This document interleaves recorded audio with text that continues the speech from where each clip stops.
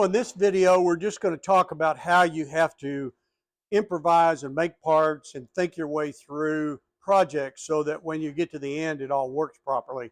And each and every one of these projects that we get into, we have an issue somewhere or another that we have to resolve. And that's what this is about, to help you understand how you might be able to make your project come out a little bit better.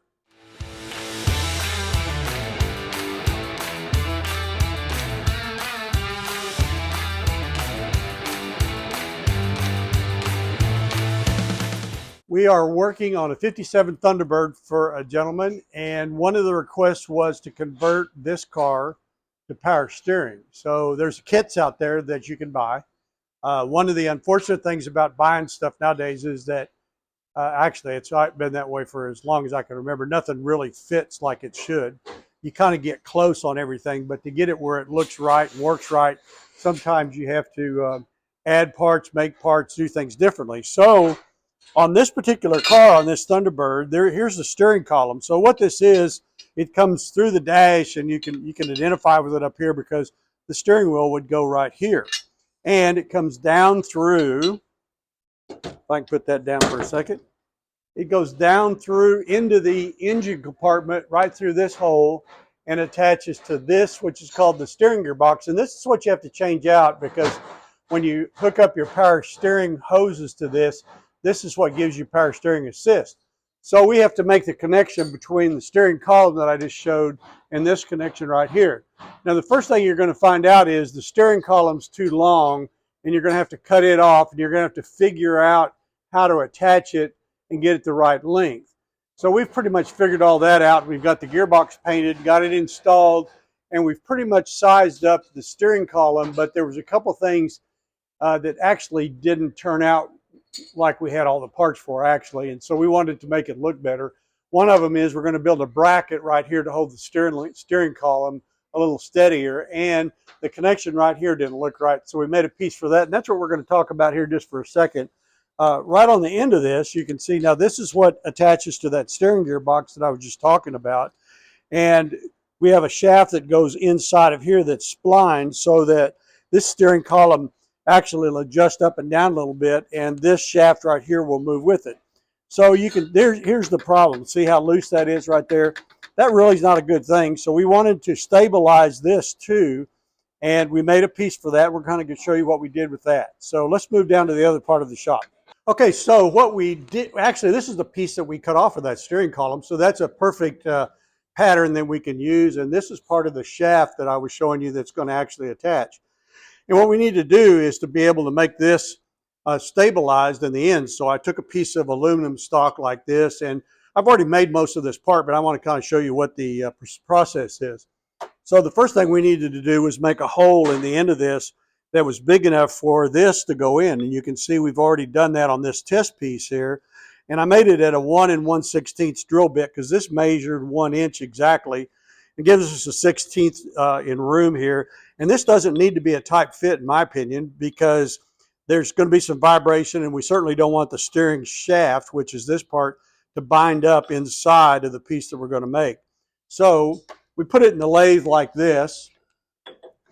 And most of you guys that are machinists out there don't laugh because I'm not a machinist, but I can make a few small parts.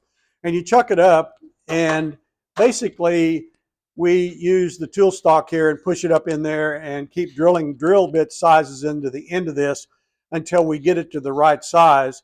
And the next thing I did was part it off. In other words, shorten it, cut off the piece that I needed. And I made this about 2 inches long. And then we flipped it over, took it out, flipped it over, and sized it.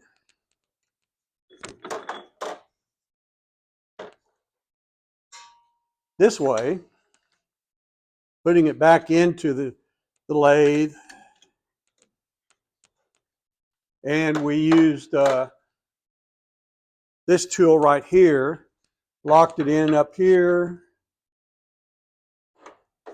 ran it up into the part, and kept enlarging that hole until it was big enough for this piece to fit in there. So basically, I didn't have to be very exact, so I just knew I wanted to go from here to there, and I ran my tool up into there, and I found out this was the spot, so I used my magic marker made a line right there as to where I wanted to stop.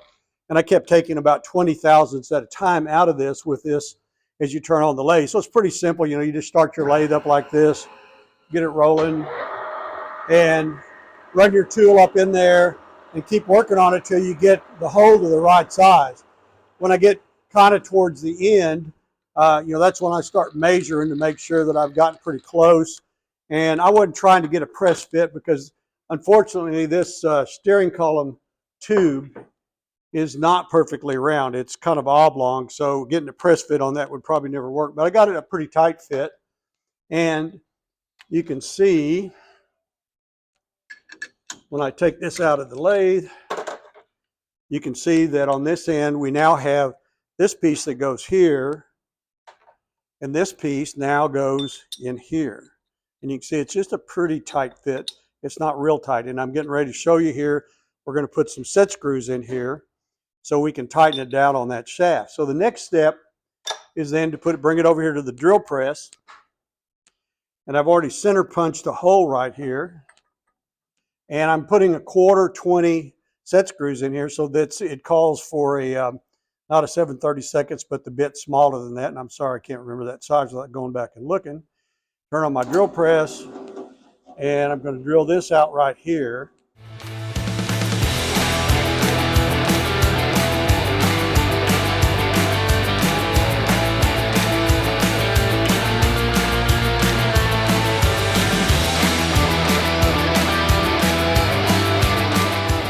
You know the old saying, sitting around waiting for the paint to dry. Well, we're sitting around waiting for the drill to finish drilling the hole. Okay, so now we've got that accomplished. We're going to go back over to the vise now and put some threads in here. Okay, so this is called a tap, and it has the device. The threads are made so that it will make threads in this piece that I made, so we can screw. This is called a set screw, and it has a little indentation here, and it's actually a female, and you put a wrench in here and you screw it in, and it actually will hold this from turning or coming off. There'll not be much pressure on it, but we don't want it to go anywhere. So to use this, I use this tool right here, which is a ratchet and a socket that fits that size tap, and you put it in your hole like this, and you can see that is tapered somewhat, so it gets started. But it still takes a little bit of pressure, and it takes, you know, you want to be straight. So you just push on it pretty hard with your hand until you feel it start catching. And it takes a little bit of patience, and you want to go slow, and you'll feel it catching up and threading eventually. And once it does, it'll just pull itself all the way through. Now, I've pretty well got it started. So now I'm just going to kind of keep easing through it. If you get into very thick or hard material, you want to back out a few times to keep it clean so that it doesn't break your tap off in there while you're trying to do this. This is aluminum, so we shouldn't have any trouble getting this to thread up pretty quickly. So now you can see that I've been able to get it to go in. I'm going to run it through a ways just to kind of clean the threads up. See, it's getting easier as I go. And I'm just going to go backwards, take it back out.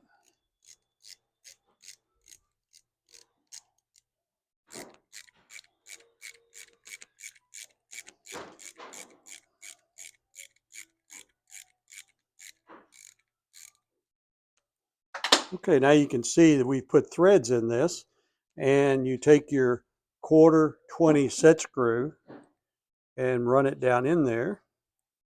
And then I get the wrench that I use for that out of this drawer right here. Oop, wrong drawer. It should be this one. So now you can see what it takes for a wrench. And you put that in there, and you can see that it's going to come through the threads right there, and you can see how it pushes out, and that will lock it in on that shaft. So let's go down there and put it on there and see how it looks.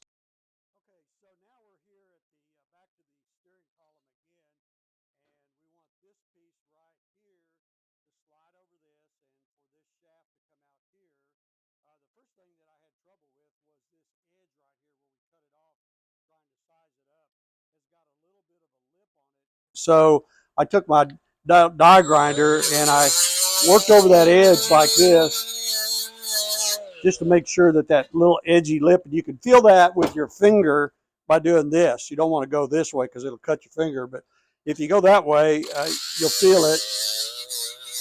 Take the die grinder, kind of work it down a little bit. As you do, just feel to make sure there's nothing there. Now, this is going to go over this, and that shaft will come out through here. I'll give it a little tap with the hammer.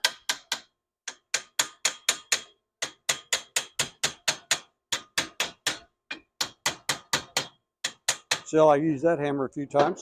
And then once we're done, we'll clean this up before we put it back on there. Then you take and tighten the set screw up like this so that this piece doesn't come off, and it still has enough room for this shaft to turn inside this thing that the part that we made for it.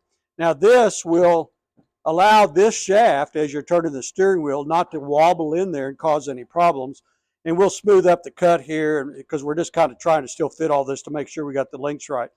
And I think we'll probably end up having to short this a little bit. But bottom line is this is going to work, this will fit, and we've solved a problem. Now back to what we were talking about. When you start these projects, you know, not everything's going to be included. Not everything's going to fit, and you have to think your way through it. And that's part of what gets frustrating for a lot of people when they start on this. So if you need some help, call me. You know, I'll be happy to help you with something on the phone. Otherwise, just take your time, do a good job. You know, a machine shop, need somebody to help you with these parts, get that done, and end up with a really good project so it works right at the end and doesn't cause you any problems. Hey, I'm Barry Wilson, Wilson Auto Repair, wilsonauto.com, and subscribe to my YouTube. We appreciate you watching, and most of all, I hope that I've helped you with something here to make your life a little easier working on your car.